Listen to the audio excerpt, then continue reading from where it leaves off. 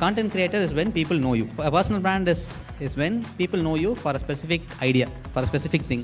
There are a lot of content creators, but not everyone is a personal brand. That's what I would think. First of all, நான் ஆரம்பிச்சுக்கிறேன். So it's very nice to see a lot of known faces here. நம்ம Chennai community பொறுத்த வரைக்கும், முக்கியமாக freelancer community பொறுத்த வரைக்கும், the ones who are growing பார்த்தாலே தெரியும், எல்லா ஈவெண்ட்லேயும் இருப்பாங்க. So it's so nice to see all of you here. அதுவும் ஒரு ஃபுல் டே வந்து ஒரு ஈவெண்ட்டில் உட்காந்துருக்கிறது அவ்வளோ ஈஸிலாம் இல்லை. ஐ நோ பட் ஸ்டில் உங்கள் க்ரோத்துக்காக நீங்கள் இங்கே வந்து இவ்வளோ டைம் ஸ்பெண்ட் பண்ணுறதுக்கு அது நினச்சாலே எனக்கு பெருமையாக இருக்குது. ஓகே ஸோ பர்சனலாக நான் வந்து உங்களை ரொம்ப இன்ஸ்பயர் ஆகி எப்போயுமே பார்ப்பேன்.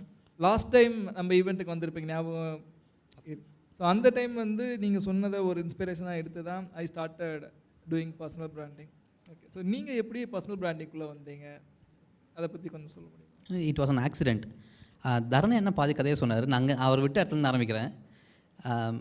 We started as a freelancer when we started an agency. Then we made it into 2 agencies. ரொம்ப நல்லா போயிட்டு இருந்தது. COVID-19 வரைக்கும் ரொம்ப நல்லா போயிட்டு இருந்தது. 2020 மார்ச் COVID-19 வருது. 2020 February we had 22 clients. நாங்கள் கிளைண்ட்ஸ் எடுத்தால் குரூப்ஸாக எடுப்போம். For example groups of schools, colleges, salons, restaurants இது மாதிரி எடுத்திருந்தோம். And all of these were local businesses and all of them shut down during COVID-19. So அவங்க sales இல்லை, மார்க்கெட்டிங் ஸ்டாப் பண்ணிட்டாங்க. மார்க்கெட்டிங் யூஸ்வலாக காஸ்ட் கட்டிங் சைடில் இருக்கும் எல்லா கம்பெனிக்கும், முக்கியமாக அவுட் சோர்ஸ் பண்ணியிருந்தாங்கன்னா. ஒத்துக்கலாமா? இங்கே எத்தனை பேர் marketers? You guys know what I'm talking அபவுட்டில். ஏன்னா இங்கே காஸ்ட் கட் பண்ணுவாங்கன்னா முதல்ல மார்க்கெட்டிங் கட் பண்ணுவாங்க. So that's what happen to me. We went from 22 clients to 6 clients in a span of 1-2 months. So we had to pivot somewhere. அதுக்கு முன்னாடி lead generate பண்ணணும். As a marketer, you know that you don't run ads for yourself, right? We run ads for everyone, but namakku நம்ம எதுவும் பண்ணிக்க மாட்டோம். So I did not have any marketing channel. I did not generate any lead. Usually my leads came through networking and through referrals. Client referrals நிறைய வரும். அதெல்லாம் stop ஆகிடுச்சு COVID-19 அப்போ. So somehow I had to generate leadsன்றதுனால LinkedIn ஆரம்பித்தேன். So to answer your question, my personal branding journey was an accident. I didn't have a go. No, I had to do it. So I started with LinkedIn.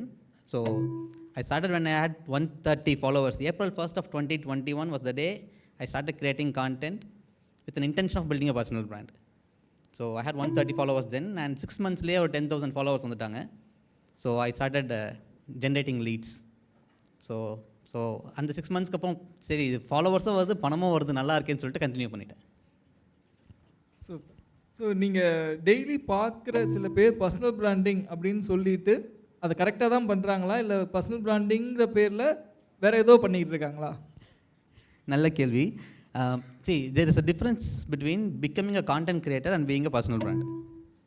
A content creator is when people know you. A personal brand is when people know you for a specific idea, for a specific thing. So there are a lot of content creators, but not everyone is a personal brand. That's what I would think. No, content creators usually try to make content their business. Personal brands are the ones who try to bring their business online through them. They put a face to a brand. So personal branding வேறு, content creation வேறு. இந்த difference தெரிஞ்சால் நம்ம கரெக்டாக பண்ணுவோம்னு நான் நினைக்கிறேன். அந்த டிஃப்ரென்ஸ் தெரியலனா we will all try to be content creators and fail miserably because content creators have an unfair advantage of looking too good like Epafra, Agnalna. So they are gifted. அதனால் வந்து வேகமாக வளர்ந்துருவாங்க. நம்ம என்ன நினைப்போம்னா இவங்களாம் வேகமாக வளர்றாங்க, நம்ம வளரலையே அப்படின்ற மாதிரி நமக்கு ஃபீலிங் வரும். இது ஏன்னா we are not trying to be content creators. We try to bring our business online. So it's not the number of followers, it's not how fast you grow, it's how you position yourself. So yep. One of your interview you said you had stammering in your childhood. So அப்படி இருந்து தென் ஒரு financially கொஞ்சம் ஒரு background ஸ்டேட்டில் இருந்து ஒரு camera முன்னாடி பேசணும் அப்படிங்கிறப்போ அந்த ஒரு தயக்கம் அதெல்லாம் எப்படி நீங்கள் தாண்டி ஸ்டார்டட் இட்? நிறைய பேர் மார்க் பண்ணியிருப்பாங்க, பாரு இப்படிலாம் பண்ணுறான் அப்படின்ட்டு. பட் அட் த எண்ட் வந்து what pushes you to do that and how difficult it was? Anything that you do is difficult, especially the first time. எதுவாக இருந்தாலும் கஷ்டம் தானே. ஏதாவது ஒன்று நம்ம லைஃப்பில் பண்ணால் ஏதாவது ஒன்று ஈஸியாக இருந்திருக்கா? சைக்கிள் ஓட்டுறது கஷ்டமாக தானே இருந்தது, நீச்சல் அடிக்கிறது கஷ்டமாக தானே இருந்தது. எல்லாமே ஆரம்பத்தில் கஷ்டம் தான், பட் போக போக பழகிடும், ஈஸி ஆகிடும் ஒரு பாயிண்டில். அண்ட் ஸ்டாமரிங் பற்றி சொன்னப்போ I had severe stammering until I turn 24-25. இப்போ நான் பேசுகிற மாதிரி அப்போ பேச முடியாது. It took a lot of coming down to get to this point. But எனக்கு ஒரு இங்கிலீஷ் டீச்சர் இருந்தாங்க. இந்த குட்டி கதை இது சொல்லிக்கிறேன். எனக்கு ஒரு இங்கிலீஷ் டீச்சர் இருந்தாங்க, பேர் Jayanthi Hariharan. And I had severe stammering in my 8th 9th ஸ்டாண்டர்ட்லலாம். சுத்தமாக பேச முடியாது. அவங்களும் இங்கிலீஷில் வந்து படிக்க சொல்லுவாங்க கிளாஸ் முன்னாடி சொல்லுவாங்கள்ல எல்லாரையும். ஒரு பேராகிராஃபாக படிச்சுட்டே வருவாங்க. என் கிட்ட என் பக்கத்தில் இருக்கிறவங்க வந்து படிக்கிறப்போ எனக்கு பயமாக இருக்கும், ஏன்னா அடுத்து நான் எழுந்துச்சு படிக்கணும். ஸோ அது மாதிரி ஒரு பாயிண்ட் இருந்தப்போ அவங்க என்ன சொன்னாங்கன்னா, she asked me to improve my vocabulary. ஏன்னா usually some words with some letters will trigger that stammering. இப்போ டி, பி, எஸ் இதெல்லாம் வந்து எனக்கு நிறைய ஸ்டாமர் ஆகும். அப்போ அவங்க என்ன சொன்னாங்கன்னா, அதோட vocabulary அந்த vocabulary தெரிஞ்சதுன்னா அதுக்கு சினானிம் உங்கள் டிக்ஷனரி பார்த்தோன்னா அதோட சினானிம் வந்து யூஸ்வலாக அதே லெட்டரில் ஸ்டார்ட் ஆகாது, வேறு லெட்டரில் ஸ்டார்ட் ஆகும். கரெக்டாக அந்த லெட்டர் உங்களுக்கு வந்து ஸ்டாமரிங் இருக்காது அப்படின்னு சொல்லி கொடுத்து என் vocabulary பயங்கரமாக வளர்த்துட்டாங்க அவங்க. ஸோ அவங்க சொல்லி ப்ராக்டிஸ் பண்ணி டெய்லி ஈவினிங் ஒரு 1/2 hour உட்காந்து அவங்க ரூமில் உட்காந்து ப்ராக்டிஸ் பண்ணுவோம் ஸ்டாமரிங்லேருந்து வெளியே வர்றதுக்கு. ஸோ அங்கே ஆரம்பித்த ப்ராக்டிஸ் வந்து ரொம்ப நாள் எடுத்துகிட்டு இருந்தது. ரொம்ப நாள் it took me lot of time. But stammering அது மட்டும் காரணம் இல்லை. I had a severe anxiety issue. So lot of more the anxiety more the stammering. So அப்படி இருக்கும். அண்ட் அதை வச்சுக்கிட்டு தான் ஆரம்பிக்கணும், வேறு வழி இல்லை. Somehow you have to start. இல்லை எனக்கு வந்து பிஸ்னஸை வளர்க்கணுமா, ஸ்டாமரிங் நினச்சிட்டே இருக்க போகிறோமானா somewhere you have to start. So I thought I will start and then figure things out. So over a period of time stammering போயிடுச்சு. ஐ காம் டவுன், ஆங்ஸைட்டி கொஞ்சம் கொஞ்சமாக சரியாக ஆரம்பிச்சது. அண்ட் கான்டென்ட் பொறுத்த வரைக்கும் வந்து this journey is definitely fearsome. There is a lot of criticism. See, I went from 8,000. LinkedIn is actually a safe place comparatively compared to other platforms. I did not know internet was a difficult place until I came out of LinkedIn and started creating content on other platforms. LinkedIn is very safe. ஏன்னா if someone comments in your content, their bosses are watching them, so they'll usually be kind. And there's a lot of organic reach on LinkedIn, so they'll usually be kind, and there's not a lot of fake profiles on LinkedIn. But Instagram, யூடியூப்லாம் அப்படி கிடையாது, சரமாரியாக கிளிப்பாங்க. அது மட்டும் இல்லாமல் I went from 8,000 followers to 300,000 followers in less than 100 days. So அந்த speed வந்து ஐ ஹேட் அட் மை பீக்கில் I had around 20 million views in 28 days இன்ஸ்டாகிராமில். ஸோ அந்த டைம் தான் இருக்கிறதுலே அநியாயத்துக்கு ஹேட்ரட் வரும். The faster you go viral, the more hatred you will get naturally, because you're reaching a lot of people and everyone is seeing you. So அங்கே அந்த ஹேட்ரட்லாம் வந்து எனக்கு என்ன தோணுச்சுன்னா, how many of you comment on Instagram? Anyone has a habit of commenting on Instagram? இந்த ஹாலில் 4-5 பேர் தான் இருக்கீங்க, கரெக்டாக? I don't usually, I never commented on Instagram. நான் கமெண்ட் பண்ணதில்லை. கமெண்ட் பண்ணாலும் ரொம்ப தெரிஞ்சவங்க கிட்ட கமெண்ட் பண்ணியிருக்கேன். பட் நான் கான்டென்ட் கிரியேட்டர்ஸ் கிட்ட எல்லாமே கமெண்ட் பண்ணதில்லை. Usually people who comment either they really like you, they know you, or they are not doing anything at that point of time. கரெக்டாக அவங்க பெருசாக அது வேலை பார்க்கல. Usually especially with hate comments, people usually comment when they are doing nothing, lying on their bed and commenting. கரெக்டாக? which means you have some work to do and they don't have work to do. நான் அதை அப்படி எடுத்துக்கிட்டேன். So அது மாதிரி எடுத்தப்போ வந்து you know that you are actually putting some effort into growing your brand, and they are just sitting idle commenting. So அது மாதிரி எடுத்துக்கிறப்போ இதில் வந்து நம்ம கொஞ்சம் புரிய ஆரம்பிக்கும். ஓகே, இன்ஸ்டாகிராம் இப்படி தான் ஒர்க் ஆகுது, யூடியூப் இப்படி தான் ஒர்க் ஆகுதுன்னு சொல்லிட்டு. தேர் ஆர் கிரிட்டிசிசமில் 2 types இருக்குது. Proper real criticism, you're doing something wrong and people are going to criticize you. And இன்னொன்று baseless hatred. Baseless hatred you don't have to heed at all. அது இருக்கட்டும் அப்படியே. But if the criticism is right, take it, correct yourself. It's so easy, and feedback is quite common. முக்கியமாக people from learned backgrounds, people who know a lot, when they criticize, we have to take it seriously and pivot from there. So இன்ஸ்டாகிராமில் நான் அது மாதிரி நிறைய pivot பண்ணியிருக்கேன். 6-7 pivot பண்ணிட்டேன் இன்ஸ்டாகிராமில் என் கான்டென்ட் கிரியேஷன் ஜேர்னியில். So but still content creation is a very rewarding journey. How many hours you spend online for content creation every day, every single day? Because running a company and then maintaining 1,000 followers page, this itself a very big task for me. But having a huge followers in LinkedIn, Instagram, YouTube, how do you manage? Okay, I don't script my content. One, I know the topic I'm going to talk about, and I don't script my content. I just go in front of a camera and speak.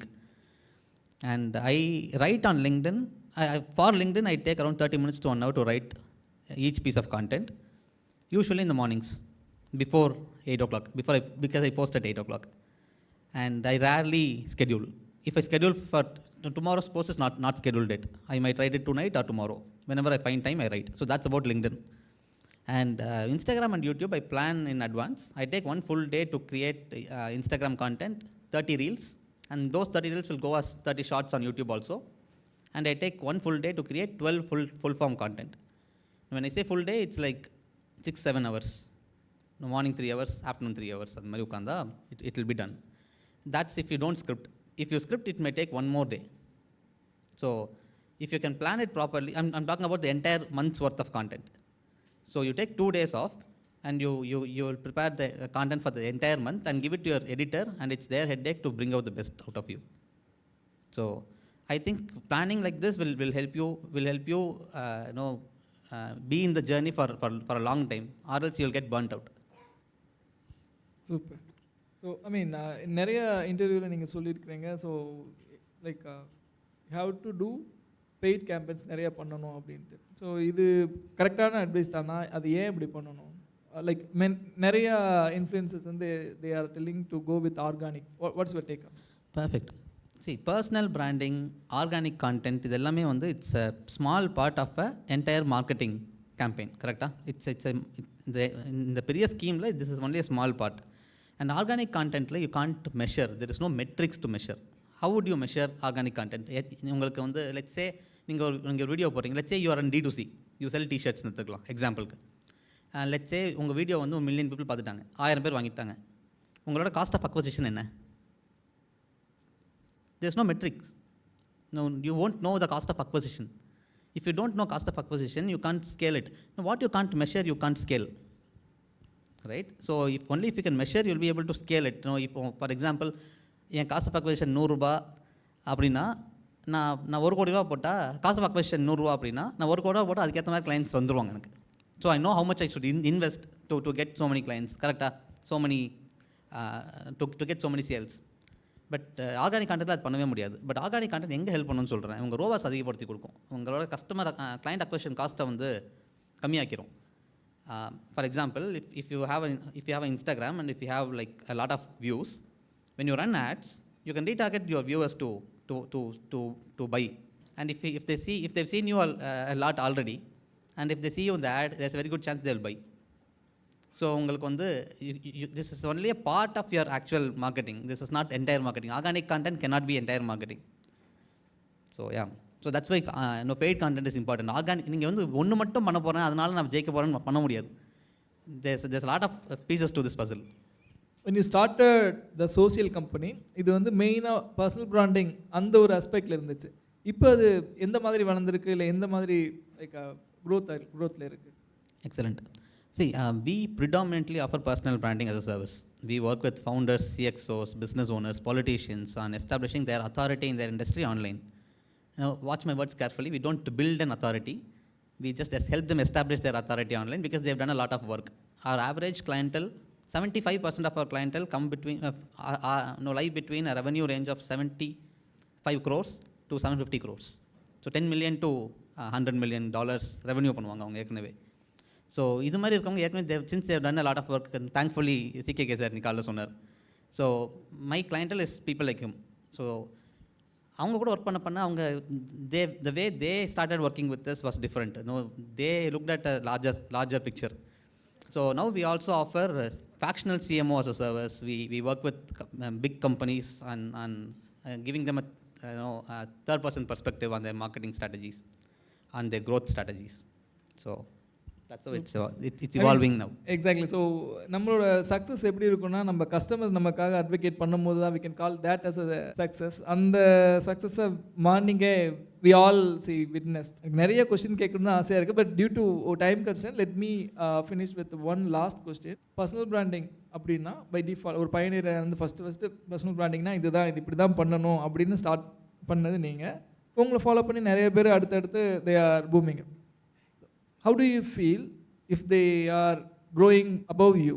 What is the advice you are going to give to the people who are just going to start about personal branding? See, the first one, the world is abundant. Right? நமக்கு எல்லாருக்கும் தேவையான எல்லாமே இந்த உலகத்தில் இருக்குது. So ஒருத்தருக்கு மேலே ஒருத்தர் வளர்கிற விஷயமே இல்லைங்க. நம்ம எப்போ நினச்சாலும் வளரலாம். ஒரு சூப்பர் சேயிங் இருக்குது, என் மென்டர் அடிக்கடி சொல்லுவார். கடவுள் எல்லா பறவைக்கும் உணவு வைத்திருக்கிறார், ஆனால் கூட்டுக்குள் வீசுவதில்லைன்னு. So the world is abundant, we all have enough for all of us. So எத்தனை பேர் இங்கே வந்தாலும் புது entrepreneurs வந்து எத்தனை பேர் இந்த வருஷம் பிஸ்னஸ் ஆரம்பிச்சிங்க? இந்த வருஷம் can see raise of hands? நல்லா இத்தனை பேர் இருக்கீங்க இங்கே இந்த வருஷம் ஆரம்பிச்சது new entrepreneurs, people who have gotten into business this year, which means எங்களோட கிளைண்டல் வளர்ந்துட்டே தான் போகுது. people always have business here. நம்ம ஸோ மார்க்கெட் வளர்ந்துட்டே போகுதுன்னா எல்லாருக்கும் ஆப்பர்ச்சுனிட்டி இருக்குங்க. So that's one thing. And when I see people doing it as a service, இது இன்னும் கொஞ்சம் கற்றுக்கிட்டு பண்ணலாமோ அப்படின்னு சொல்லிட்டு எனக்கு தோணுது. When they enter the industry itself, they start with personal branding, which means that most people don't know the basics of branding at all. நேராக அப்படியே உள்ளே வந்துருவாங்க. Let me actually explain. Sorry to interrupt. இங்கே யாராவது personal branding strategist இருக்கீங்களா? Just want to know. Okay, good, right. So நேராக உள்ளே வந்துடுறது வந்து என்ன ஆகும் அப்படின்னா, if we don't know the basics of it, we might not stick to the industry for long. And it's a very small niche, ஆரம்பத்தில் I would suggest that we are generalists and then choose a niche. What if you start with a niche and then you don't like it and you can't escape it because you gotten caught in it? So I would suggest that we started as a generalist. தர்ணேனா நான்லாம் வந்து digital மார்க்கெட்டிங்னு ஆரம்பித்தோம், எல்லாமே கற்றுக்கிட்டோம். Eventually we niched out into this because we like doing this, and it does not bore us.